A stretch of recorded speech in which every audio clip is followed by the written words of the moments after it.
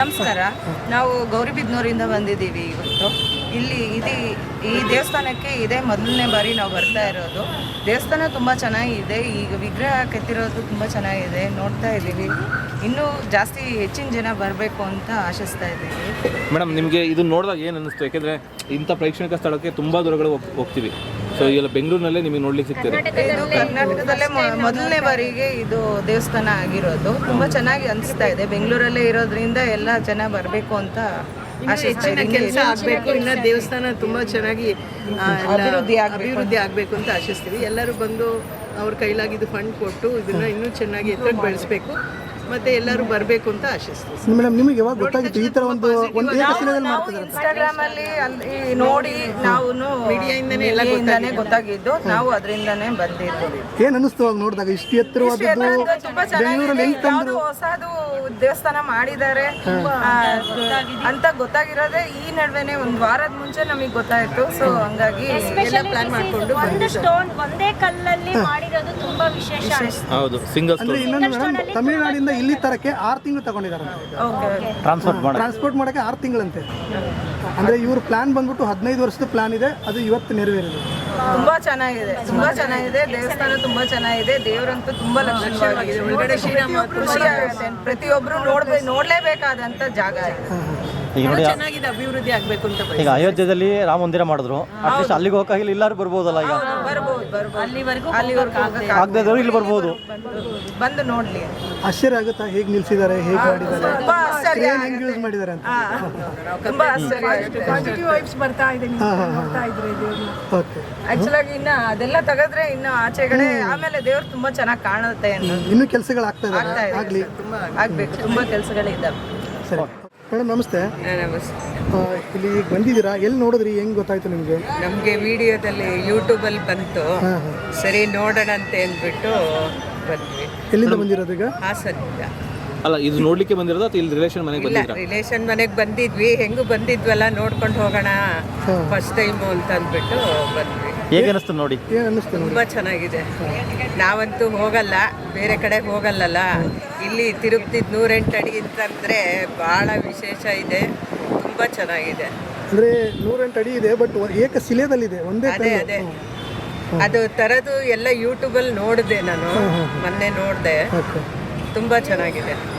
ಇಲ್ಲಿ ಏನು ಅನ್ನಿಸ್ತು ಬಂದಾಗ? ತೃಪ್ತಿ ಅಥವಾ ಸಮಾಧಾನ? ಮನಸ್ಸಿಗೆ ತುಂಬ ಸಮಾಧಾನ ಆಯಿತು. ಲಕ್ಷಣವಾಗಿದೆ. ಕಳೆ ಜಾಸ್ತಿ ಇದೆ. ಎಲ್ಲ ವಿಗ್ರಹಗಳು ನೋಡಿದ ತಕ್ಷಣ ಇಷ್ಟ ಆಗಲ್ಲ. ಅದು ತುಂಬಾನೇ ಚೆನ್ನಾಗಿದೆ. ಮೇಡಮ್, ಈಗ ನಾವು ದೇವ್ರನ್ನ ದರ್ಶನ ಮಾಡಕ್ಕೆ ತುಂಬಾ ದೂರಕ್ಕೆಲ್ಲ ಹೋಗ್ತೀವಿ. ಸೊ ಇಂಥ ಒಂದು ಅದ್ಭುತವಾದ ಅವಕಾಶ ನಮ್ಮ ಬೆಂಗಳೂರಿನಲ್ಲಿ ಇದೆ. ನಮ್ಮ ಕರ್ನಾಟಕದಲ್ಲೇ ಇದೆಯಲ್ಲ, ಬೆಂಗಳೂರಲ್ಲಿ ಇರೋದು ಬಹಳ ವಿಶೇಷ. ಇವಾಗ ಈ ಏರಿಯಾ ಎಲ್ಲ ತುಂಬಾ ಫೇಮಸ್ ಆಗುತ್ತೆ. ಇವಾಗ ಬಂದಿರೋದು ತುಂಬಾ ಚೆನ್ನಾಗಾಗುತ್ತೆ. ಏನು ಜಾಗ ಚಿಕ್ಕದಾಗೂ ಆಗುತ್ತಾ? ಜಾಗ ಚಿಕ್ಕದು, ನೋಡಕ್ಕೆ ಇಲ್ಲೇ ಇದೆಯಾ ಅನ್ನಿಸ್ತು. ನೋಡಿದ್ರೆ ಅಷ್ಟು ಚೆನ್ನಾಗಿದೆ. ನೋಡ್ತಾನೇ ಇರಬೇಕು ಅನ್ಸುತ್ತೆ ದೇವರು ನೋಡಿದ್ರೆ. ಇಷ್ಟು ದೊಡ್ಡ ಶಿಲೆನ ಹೇಗೆ ನಿಲ್ಸಿದ್ರು, ಹೇಗೆ ಕೆತ್ತನೆ ಮಾಡಿದ್ರು ಅಂತೇಳಿ ಆಶ್ಚರ್ಯ. ಅಲ್ಲಿಂದ ತರೋದು, ಕೆತ್ತನೆ ಮಾಡೋದು ಬಹಳ ವಿಶೇಷ ಇದೆ. ಮಾಡಿದವ್ರಿಗೆ ಹ್ಯಾಟ್ಸ್ ಆಫ್. ಇದು ಈ ಕಲ್ಲನ್ನ ಯಾವಾಗ ತಗೊಬಂದಿದ್ದು? ಆಮೇಲೆ ಈ ಕಲ್ಲನ್ನ 2019 ತರಿಸಿದ್ವಿ. ಸೊ ಇಲ್ಲೇ ಬಂದಿರೋದು ಬಂದ್ಬಿಟ್ಟು ತಿರುವಣ್ಣಾಮಲೆಯಿಂದ, ತಿರುವಣ್ಣಾಮಲೆಯಿಂದ ಬಂದಿರೋದು. ಸೊ ಇಲ್ಲಿ ಬಂದು ಆಯ್ತು ಒಂದು 6 ವರ್ಷ ಆಗ್ತಾ ಬಂತು. ಸೊ ಕಲ್ಲು ಹೇಗೆ ಸಿಕ್ತು ಅಂತ ಏನಾದ್ರು ಗೊತ್ತಾಗುತ್ತೆ? ಇಲ್ಲ, ಅದು ಬೇರೆ ಎಲ್ಲ ಡಾಕ್ಟರ್ ಇದ್ದಾರೆ ದೇವರಿನಲ್ಲಿ, ಇಲ್ಲಿ ಮೇನ್ ಇದ್ದಾರಲ್ಲ ಅವ್ರು ಮಾತ್ರ ಹೇಳ್ತಾರೆ ಅಷ್ಟೇ. ಓಕೆ, 2019 ತರಿಸಿದ್ದ? 2019 ತರಿಸಿದ್ದು. ಇಲ್ಲೇ ಕೆತ್ತನೆ ಮಾಡಿ ಈಗ 2 ವರ್ಷ ಮುಂಚೆ ನಿಲ್ಸ್ತಾ ಸ್ಲೋವಾಗಿ. ಅಂದ್ರೆ ಪೂರ್ತಿ ಕಲ್ಲನ್ನು ಇಲ್ಲೇ ಕೆತ್ತನೆ ಮಾಡಿದ್ದೆ? ಪೂರ್ತಿ ಇಲ್ಲೇ, ಬೇರೆ ಮುಖ ಕೈ ಮಾತ್ರ ಅಲ್ಲಿಂದ ಬಂತು ಅಷ್ಟೇ. ಕೆತ್ತನೆ ಮಾಡೋರು ಅಲ್ಲಿವರನ್ನು? ಇಲ್ಲ, ಇಲ್ಲಿ ಗೊತ್ತಿರೋರನ್ನೇ ಕಳಿಸಿ ಮಾಡಿಸಿರೋದು. ಇದೆಲ್ಲ ಪ್ಲಾನ್ ಎಲ್ಲ ಹೇಗೆ? ಎಷ್ಟು ವರ್ಷದಿಂದ ಪ್ಲಾನ್ ನಡೀತಾ ಇತ್ತು? 2010 ಪ್ಲಾನ್ ಮಾಡಿತ್ತು. ಸ್ಟಾರ್ಟ್ ಆಗಿರೋದು 2019ಗೆ. ಇಷ್ಟು ವರ್ಷ ಬೇರೆ ಪ್ಲ್ಯಾನಿಂಗ್ ಇದು ಮಾಡ್ಬೋದಾ ಇಲ್ಲೆಲ್ಲ ಕೇಳಿ ಪರ್ಮಿಷನ್ ಕೇಳಿ ಎಲ್ಲ ಮಾಡೋ ತನಕ ಇಷ್ಟು ವರ್ಷ ಆಯ್ತು ಅಷ್ಟೇ. ಆಲ್ಮೋಸ್ಟ್ ಒಂದು 15 ವರ್ಷ ಆಯಿತು. ಆಲ್ಮೋಸ್ಟ್ 15 ವರ್ಷ ಆಗ್ತಾ ಬಂತು. ನಿಮಗೆ ಗೊತ್ತಿರೋ ಹಾಗೆ ಏನಕ್ಕೆ ಇಲ್ಲಿ ಈ ಪ್ಲೇಸಲ್ಲಿ ಮಾಡಬೇಕು ಅಂತ ಅನಿಸುತ್ತೆ?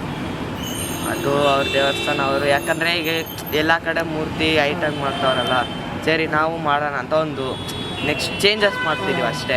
ಈಗ ಅದು ಯಾಕಂದರೆ ದೇವಸ್ಥಾನ ಒಳಗಡೆ ಐತಲ್ಲ, ಈ ಊರು ಸೆಂಟ್ರ್ನಲ್ಲಿ ಐತೆ, ಸೆಂಟ್ರ್ ಊರಿನಲ್ಲಿ ದೇವಸ್ಥಾನ ಇರೋದು, ಸ್ವಲ್ಪ ಡೆವಲಪ್ ಆಗಲಿ ಅಂತ ಮಾಡ್ತಿದ್ದು ಅಷ್ಟೇ. ಇದು ಎಷ್ಟು ಅಡಿ ಇದೆ?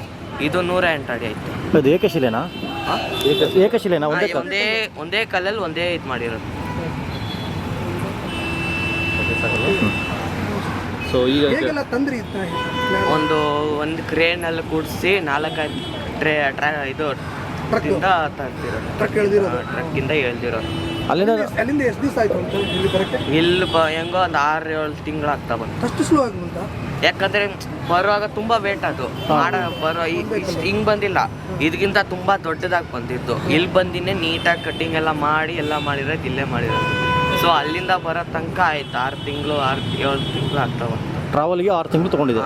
ಯಾಕಂದ್ರೆ ಬಿಡ್ತಿರಲಿಲ್ಲ ಅಲ್ಲಿಂದ ಪರ್ಮಿಷನ್ ಎಲ್ಲ, ಆ ಊರಿಂದ ಪರ್ಮಿಷನ್ ಕೇಳಿ ಇಲ್ಲಿ ಪರ್ಮಿಷನ್ ಕೇಳಿ ಬರೋ ತನಕ ಅಷ್ಟೊಂದು ಪ್ರತಿಯೊಂದು ಕಡೆ ಪರ್ಮಿಷನ್ ತಗೊಂಡು ಸ್ಲೋ ಮೂಮೆಂಟ್ ಆಗಿ ಬಂದಿರೋದು ಅಷ್ಟೇ. ಆದರೆ ಯಾರಿಗೂ ಗೊತ್ತಾಗಿಲ್ಲ, ಇಲ್ಲಿ ಬಂದ್ಮೇಲೆ ಎಲ್ಲರಿಗೂ ಇನ್ಫಾರ್ಮೇಶನ್ ಬಂದಿರೋದು ಅಷ್ಟೇ. ಅಂದರೆ ಬೆಂಗಳೂರಲ್ಲಿ ಇದೊಂದು ಪ್ರಸಿದ್ಧವಾದ ಪ್ಲೇಸ್ ಆಗುತ್ತೆ ಅನ್ಸುತ್ತೆ. ಅದಕ್ಕೆ ಕರ್ನಾಟಕದಲ್ಲಿ 2010ರಲ್ಲಿ ಪ್ಲಾನ್ ಮಾಡಿ 19ರಲ್ಲಿ ನೀವು ಈ ಶಿಲೆನ ತಂದು, ಸೊ 19ರಿಂದ 25ರವರೆಗೂ ಕೆತ್ತನೆ ಮಾಡಿ 2 years ಬ್ಯಾಕ್ ನಿಲ್ಲಿಸಿ, ಈಗ 2 weeks ಬ್ಯಾಕ್ ಮಾತ್ರ ಪ್ರತಿಷ್ಠಾಪನೆ, ಪೂಜೆ ಮತ್ತೆ ಕುಂಭಾಭಿಷೇಕ ಮಾಡಿರೋದು. ಯಾರೆಲ್ಲ ಬಂದಿದ್ರು ಅವತ್ತು? ಅವಾಗ ಇವರು CM ಬಂದಿದ್ರು. ಓಕೆ. ಏನಾದ್ರು ಇಲ್ಲಿ ಚಾರ್ಜಸ್ ಇದೆಯಾ ಮೇಲೆ ಬರೋಕ್ಕೆ? ಏನಾದ್ರು ಮೇಲೆ ಬರೋಕ್ಕೆ 100 ರೂಪಾಯಿ. 100 ರೂಪಾಯಿ ಚಾರ್ಜಸ್ ಪಡ್ತಾರೆ. ಈಗ 48 ದಿವಸ ಪಾದ ಮುಟ್ಟಂಗಿಲ್ಲ, ಜಸ್ಟ್ ಪಾದ ಮುಟ್ಟಂಗಿಲ್ಲ, ಓನ್ಲಿ ಜುಲೈ 16 ತನಕ. ಆಮೇಲೆ ಅವ್ರು ಪರ್ಮಿಷನ್ ಕೊಡ್ತಾರೆ. Okay okay. ಆ ಥರ ಯಾಕಂದರೆ ದೇವರು ರಥದವ್ರು ಇರ್ತಾರಲ್ಲ, ಅದಕ್ಕೆ. ಸುತ್ತಮುತ್ತಲು ಇರೋರೆಲ್ಲ ಏನು ಹೇಳ್ತಾರೆ ಈ ಥರ ದೇವಸ್ಥಾನ ಮಾಡಿರೋದು, ಈ ಥರ ಒಂದು ಏಕಶಿಲೆಯಲ್ಲಿ ಮಾಡಿರೋದ್ರಿಂದ ಏನು ಹೇಳ್ತಾರೆ ಇಲ್ಲಿ ಪಕ್ಕದಲ್ಲಿ ಇರೋರು? ಇಲ್ಲಿ ಬರೋರೆಲ್ಲ ತುಂಬ ಚೆನ್ನಾಗಿ ಮಾಡೋರೆ. ಈಗ ಬಂದಿರೋದು ನಮಗೆ ಬೆನಿಫಿಟ್ಸು. ಈಗ ಯಾಕಂದರೆ ಎಲ್ಲ ಊರಲ್ಲಿ ಒಂದು ದೇವರಂತ ಇದ್ದೇ ಇರುತ್ತೆ. ಆ ದೇವ್ರು ಏನಂದರೆ ಇದಿರುತ್ತೆ, ಪವರ್ ಇರುತ್ತಲ್ಲ, ನಮಗೂ ಸೇಫ್ಟಿ ಆ ಥರ ಹೇಳ್ತಾರೆ ಅಷ್ಟೇ. ಆಕಾಶ್ ನಮ್ಮ ಅರ್ಚಕರು, ವೀರಶ್ರೀಮಂತ ಆಕಾಶ ಅರ್ಚಕರು. ನಮ್ಮ ದೇವರು ಕುಂಭಾಭಿಷೇಕದಿಂದ ಇವರೇ ಇರೋದು. ಅವ್ರದ್ದು ಏನಾದ್ರು ಕೇಳಬೇಕಾದ್ರೆ ಕೇಳ್ಬೋದು. ಸರ್ ನಮಸ್ತೆ.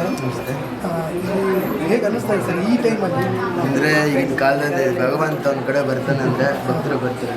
ಏನು ಕಾರಣ ಅಂದರೆ ಭಗವಂತ ಯಾವ ರೀತಿ ಭಕ್ತರಿಗೆ ಏನು ಆಶೀರ್ವಾದನ ಮಾಡ್ತಾನೋ, ಭಕ್ತರು ಏನು ಬಂದು ಏನು ಕೇಳ್ಕೊತಾರೋ ಅದೆಲ್ಲ ಈಡೇರಿಸ್ಲಿ ಅಂತ ಪ್ರಾರ್ಥನೆಯನ್ನು ಮಾಡಿಕೊಂಡು, ದೇವರ ಕೋರಿಕೆ ಇದೆ ಪ್ರಾರ್ಥನೆಯನ್ನು ಮಾಡಿಕೊಂಡು, ಹಾಗೆ ಎಲ್ಲರೂ ಭಗವಂತನಿಗೆ ಪ್ರಾರ್ಥನೆ ಮಾಡ್ಕೊಂಡು. ಭಗವಂತನ ಅನುಗ್ರಹ ಇದ್ದರೆ ಮಾತ್ರ ಭಕ್ತರು ಬರ್ತಾರೆ. ಭಗವಂತನ ಅನುಗ್ರಹ ಇದೆ ಅನ್ನೋ ಕಾರಣದಿಂದ ಭಕ್ತರು ಜಾಸ್ತಿ ಜನ ಬರ್ತಾ ಇದ್ದಾರೆ. ಭಗವಂತನ ಅನುಗ್ರಹ ಇಲ್ಲಿದೆ, ಹಾಗಾಗಿ ಭಕ್ತರ ಆಗಮನ ಆಗ್ತಾ ಇದೆ. ಭಗವಂತನ ಆಸೆ ಇತ್ತ ಅಂತ ಇಲ್ಲಿ ಬರಬೇಕು. ಭಗವಂತನ ಆಸೆ ಇದ್ದಿದ್ದರಿಂದನೇ ಭಗವಂತ ಬಂದಿದ್ದಾನೆ, ಆಸೆ ಇಲ್ಲದೆ ಏನೂ ಬಂದಿಲ್ಲ. ಎಲ್ಲ ಭಗವಂತ ಹೇಗೆ ನಡೆಸ್ತಾನೋ ಆ ರೀತಿ ನಡೆಯುತ್ತೆ. ಎಲ್ಲ ಭಗವಂತ ಕಾಲ ಯಾವ ಥರ ನೋಡುತ್ತೋ ಆ ಕಾಲಕ್ಕೆ ತಕ್ಕಂಗೆ ಸ್ವಾಮಿ ಎಲ್ಲಿ ಬರಬೇಕು, ಯಾವ ಥರ ಇರಬೇಕು, ಅದು ಸ್ವಾಮಿಗೆ ಗೊತ್ತಿರುತ್ತೆ ಯಾವ ಥರ ಇರಬೇಕು. ಅದು ಅವನ ಸಂಕಲ್ಪನ ಅವನೇ ನೆರವೇರಿಸ್ಕೊಳ್ತಾನೆ. ಅದು ಯಾರ ಮುಖಾಂತರ ಅನ್ನೋದು ಪ್ರಶ್ನೆ ಬರೋದಿಲ್ಲ. ಹೌದು, ಯಾಕೆ ನೆರವೇರುತ್ತೋ ಅನ್ನೋದು ಮುಖ್ಯ ಬರುತ್ತೆ.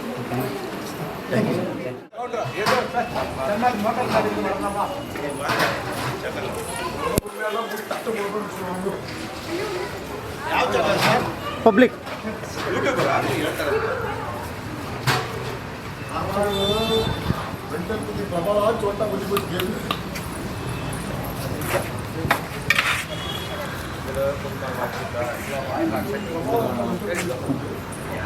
ನಾನು ತೊಗೊಳೋದನ್ನು ತೊಗೊಂಡ್ರಿ.